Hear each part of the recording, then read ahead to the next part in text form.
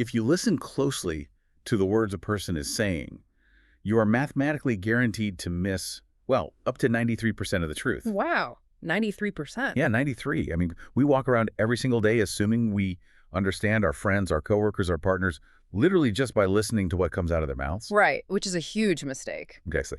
So today, we're tearing that assumption down. We're doing a deep dive into Patrick King's book, Read People Like a Book. And the mission for this deep dive is pretty simple. We want to bypass all the guesswork, drop the, social media pseudo-psychology, and equip you with actual data-driven mental models to analyze, understand, and kind of predict human behavior. It's an ambitious goal, but a necessary one. Because I think the first hurdle we really have to clear is admitting that our default intuition is mostly just a cocktail of personal bias and, well, wishful thinking. Oh, absolutely. Like, you're probably listening to this thinking, I'm highly empathetic, I can read the room, I definitely pick up on body language. But the data paints a very, very different picture of our natural abilities. Okay, let's unpack this. Because the communication breakdown King highlights in the sources is it's honestly staggering. It's the famous 55-38-7 rule. Right, the Moravian formula. Yeah. So 55% of communication is body language, 38% is tone of voice, and a mere 7% is the actual spoken word. Right. If you're only processing the words, you're basically trying to put together a puzzle. With almost all the pieces missing. Exactly, with like 90% of the pieces missing. And what's fascinating here is the evolutionary biology behind that breakdown, because spoken language, in the grand scheme of human history, it's relatively recent invention. Right. But interpreting a sudden stiffening of the shoulders or a subtle shift in vocal pitch or a microexpression of disgust, that is ancient survival software. Which kept us alive. Precisely. Our brains evolved to trust physical and tonal cues because those were the exact signals that told our ancestors whether the person approaching them was a friend or, a threat. We are totally hardwired to broadcast our true intentions physically. Which is why words are often the absolute worst indicator of the truth. Yeah, they're just too easy to manipulate. That evolutionary perspective makes so much sense. But even with that ancient software, we still misread things constantly. There's this social intelligence assessment mentioned in the research called the Simon Baron-Cohen test. Oh, the eye test. Yeah. So you're shown a photograph of just a person's eyes, and you have to guess the emotion they're experiencing based only on that. And out of 36 questions, the average score is only 26. Which is pretty low. It is. People think they're mind readers, but almost a third of the time, they're completely botching a really basic facial expression. And keep in mind, that's just in a static, controlled environment. In the real world, you have the added complexity of context and culture. Right. This is if you try to apply a universal decoder ring to human behavior, you'll fail instantly. It just doesn't exist. No, it doesn't. Take eye contact, for example.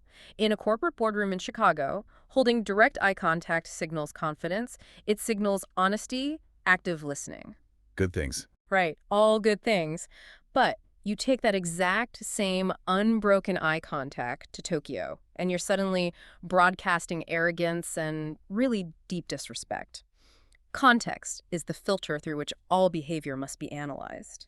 So reading a single physical cue, like a sudden twitch or a break in eye contact, is like trying to review an entire 2-hour movie by looking at one single frame. That's a great way to put it. You have to look for the patterns. Pop psychology articles love to tell you, oh, if they look up and to the left, they're lying. Right, the classic myth. Yeah, but maybe they just heard an air conditioner kick on, or maybe they literally just saw a spider on the ceiling. You just can't draw a conclusion from an isolated incident. Which is why the foundational rule of observing people is establishing a baseline. Right. You absolutely need to know what a person's neutral state looks like before you can interpret anything they do. We naturally look for quirks, but a quirk isn't a clue if the person just does it all the time. Yeah, like if a guy at a party is making intense eye contact, laughing a bit too loud, and, touching your arm, your first thought is probably, wow, he is really into me. Naturally.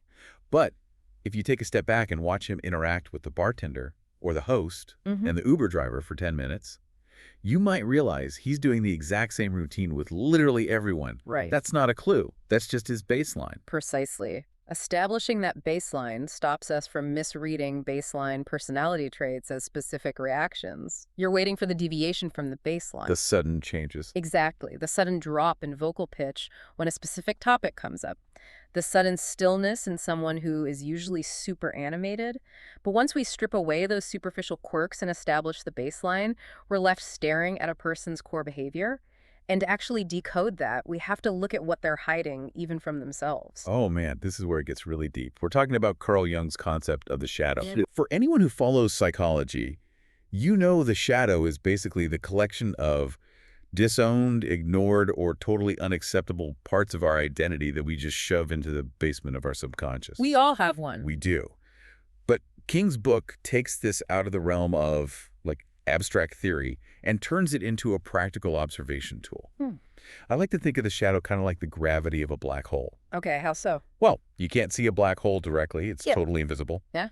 But astrophysicists know it's there because they can measure how its massive gravity bends the light and matter of everything around it. That's a highly accurate structural metaphor, honestly. Thanks. Because you can't see someone's suppressed feelings of inadequacy or their hidden shame, but you can absolutely observe how those hidden elements bend their observable behavior. Right. Think of the classic cliche of the middle-aged guy who's losing his hair, buying a blindingly red sports car. A tale as old as time. Right. That purchase isn't about transportation. The suppressed grief over his lost youth is the black hole, and it's exerting this massive gravitational pull on his financial decisions. Okay, wait. If someone is projecting their shadow onto me and insulting me, like let's say I'm in a tense meeting and they start throwing wild accusations saying I'm being entirely unreasonable or that I'm trying to cheat them, how do I not just get defensive? Like, how is knowing this actually useful in the heat of the moment? That's the crucial question. Your instinct is to defend yourself because their shadow has just triggered your own shadow. Where I feel threatened. Exactly. But if you're actively reading this person, you step back and recognize the mechanics of what's happening. They are experiencing a painful emotion. Perhaps they know their own position is actually weak, or they secretly feel they are the one being unreasonable. Oh, no. And their ego cannot tolerate that self-image, so they project it onto you. When you understand that, the personal attack completely loses its sting. It stops feeling like an ambush and starts looking like a confession. A confession. Wow, that's a massive paradigm shift. Yeah. It's not an attack, it's a confession. Exactly. Knowing this allows you to maintain your baseline. You de-escalate the situation not by arguing facts, but by refusing to catch the emotional grenade they just threw at you. Yeah. You can calmly say, it sounds like fairness is the primary concern here. Let's look at the numbers together. You've completely bypassed their projection. That is so powerful. And this connects perfectly to another unconscious driver King discusses, which is the inner child. Oh, the inner child. We see this in the workplace constantly.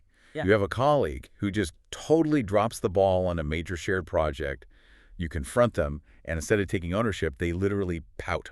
Yep. They cross their arms, they deflect blame, they give you the silent treatment. Yeah. It is literally a childhood tantrum dressed in a business suit. And if you don't know how to read that dynamic, you will accidentally make it so much worse. Because you play into it. Exactly. When someone regresses into child mode as a defense mechanism, your reaction dictates the outcome. If you engage in parent mode, like if you scold them, or conversely, if you coddle them and just do the work for them, you are feeding the exact dynamic their inner child wants. You're validating their regression. Yes. The only way to break the cycle is to force them into adult mode. You do this by remaining relentlessly calm, objective, and boundary-driven in your own adult aspect. You state the reality of the situation and the required next steps, leaving literally no room for a parent-child dynamic to form. Okay, so the shadow and the inner child help explain these sudden, sort of irrational regressions. Right. So what does this all mean for our everyday conscious choices? Well, the book argues that all of our daily conscious decisions are driven by a ruthless, primal calculus, the pursuit of pleasure and the avoidance of pain. The pleasure principle. Exactly. But the crucial mechanism to understand here is that these two forces are not equal.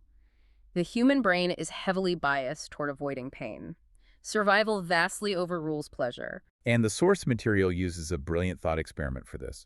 So imagine you're standing in the middle of a desert highway. Okay. 10 feet in front of you is a duffel bag stuffed with $10 million in untraceable cash. Pure life-changing pleasure. But there is also an out-of-control semi-truck barreling down the highway right at you. Right. You're not going to stop and calculate the odds of grabbing the money. You are going to dive into the ditch. Avoiding the fatal pain of the truck permanently overrides the ultimate pleasure of the cash.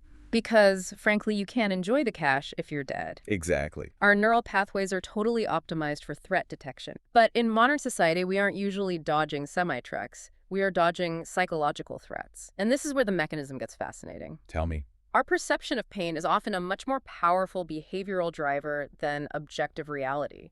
Emotion consistently beats logic. Yes, the jalapeno chapulines. This is my favorite example. It's a great one. Chapulines are toasted grasshoppers, right? A traditional snack in parts of Mexico. They're seasoned with chili and lime, they're crunchy, they're high in protein, and objectively, people who eat them say they taste fantastic. They're a delicacy. Right.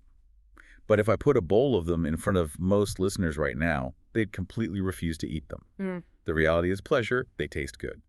But the perception of biting into an insect, the psychological disgust, is processed by the brain as pain. The perception of pain wins and you push the bowl away. But we see this emotional override in much more serious scenarios, too. Like what? Take a person who smokes cigarettes. Logically, they possess all the data. They know the long-term health risks. They understand the science of lung disease. But logic operates in the prefrontal cortex, which is slow. Right, the thinking brain. Yes. The emotional craving, the immediate dopamine hit, and the relief of anxiety operate in the older, faster parts of the brain. So the immediate emotional relief completely eclipses the distant logical reality of long-term pain. It honestly makes me think that despite all our technology and societal rules, human brains are essentially just highly evolved toddlers. Basically. Like we're sprinting away from the pain of broccoli and running toward the pleasure of candy. We just happen to be wearing mortgages and business suits while we do it. It's a humbling analogy, but it's structurally sound. However, those needs aren't static. They evolve based on our circumstances, which brings us to Maslow. Ah, the pyramid. Yes. Now, we all know Maslow's hierarchy of needs: food and shelter at the bottom, love and belonging in the middle, and self-actualization at the top. We don't need a textbook recap of the pyramid. Sure. But what King's book does brilliantly is reframe Maslow not as just some theory, but as an active, real-time filtering tool for reading a stranger's mental state. Right. You use it to diagnose where someone is psychologically stuck. Exactly. The book details a scenario involving a counselor working at a women's shelter. When a woman first arrives, fleeing a dangerous domestic situation, her entire cognitive load is anchored to the very bottom of the pyramid. She needs physical safety. Right. She needs to know the door's locked. If that counselor sits down and tries to hand her a workbook on finding her life's purpose and unlocking her creative potential, that top self-actualization tier, it's going to fail spectacularly. It's not just unhelpful, it's profoundly alienating. Because you're speaking a language she literally cannot process in that moment. Her brain is fully occupied with survival. Right. But if that same counselor works with a woman who has been safe at the shelter for, say, 6 months, her physical and safety needs are secure, now she's likely operating on the love and belonging tier. She needs community. She needs a friend. Totally different approach. Exactly. If you want to read someone accurately, you have to identify which tier of the pyramid they are currently defending and tailor your entire approach to that specific level. And that friction between the tiers explains so many communication breakdowns in daily life. Oh, absolutely. Imagine a boss who is highly paid, totally secure, and focused entirely on the self-actualization of building a legacy. He's pitching this grand, risky vision to his employees, but his employees are facing massive inflation and rumors of layoffs. They're stuck on the safety tier. Yes. The boss thinks they're uninspired, but the reality is they're just terrified of losing their paychecks. He's misreading them because he's ignoring the pyramid. If we connect this to the bigger picture, it all comes down to defense. We are driven by these needs, and we seek pleasure to fulfill them. But what happens when reality threatens those needs? That's the million-dollar question. What happens when we make a massive mistake, or we are confronted with empirical evidence that our worldview is wrong? That is when the ego steps in. And the ego, as King describes it, operates like a heavily armored, highly sensitive porcupine. The porcupine ego, I love this.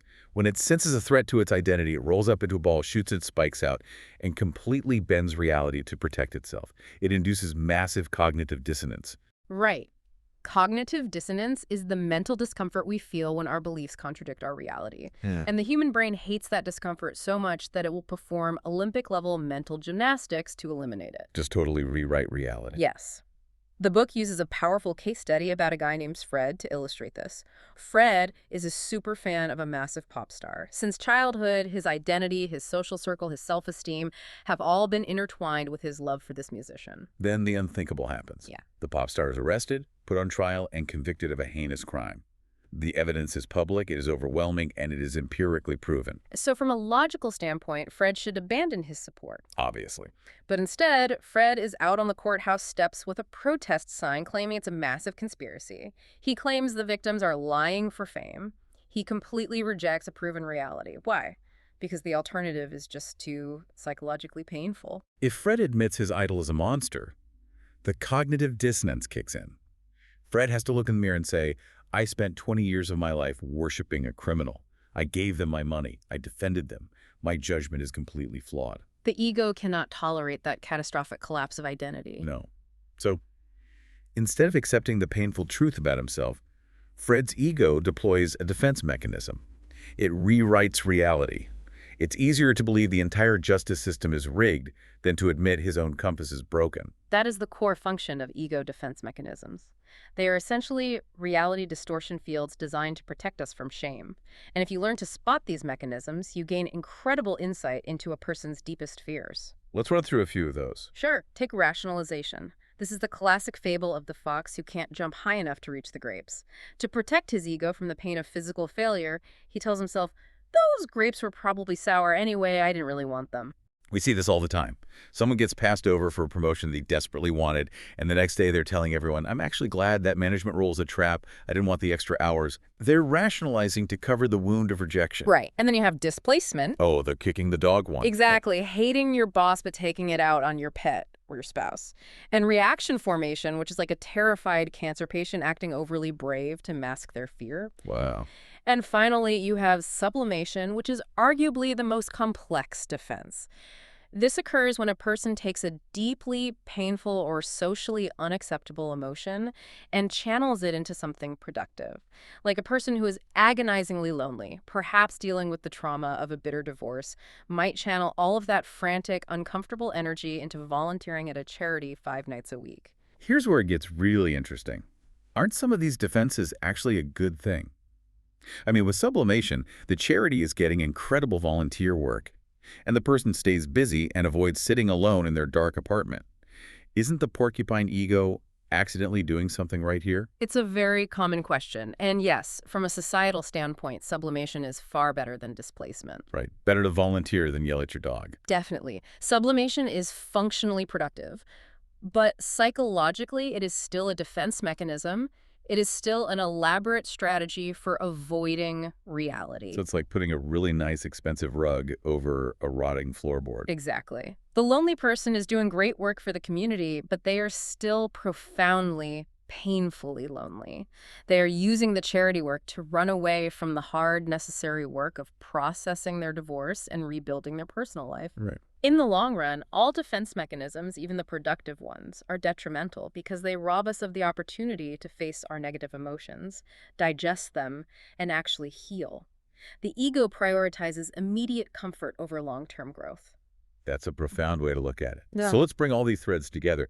Reading people isn't about looking for a single nervous twitch or pretending you have a magical intuition.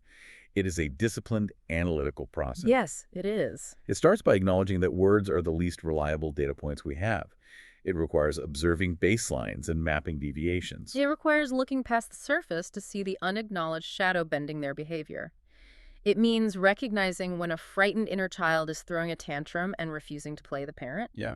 It involves diagnosing where a person is stuck on Maslow's pyramid of needs and understanding that their brain will always prioritize avoiding pain over seeking pleasure. And finally, it's about watching for the porcupine ego, throwing up defensive shields, whether it's Fred denying reality to protect his identity or a colleague rationalizing a failure.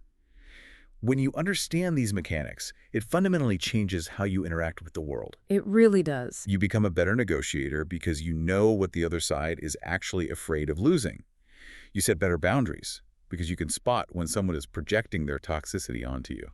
But perhaps most importantly, it replaces judgment with genuine empathy. That's huge. When you stop taking people's behavior at face value, you stop seeing malicious, irrational attacks. Instead, you start seeing the frightened, needs-driven humans operating underneath the armor. You realize that most people are just trying to navigate their own cognitive dissonance. It's a completely different lens for viewing humanity, but it leaves us with one final kind of provocative thought to mull over as we wrap up this deep dive. Oh, I like a good thought experiment. As you've been listening to these concepts, the shadow, the tantrums, the rationalizations, you've probably been picturing specific people in your life. We all do it. Naturally. But what happens when you get irrationally angry at a stranger in traffic? Or when you catch yourself making a remarkably creative excuse for why you failed in a new hobby?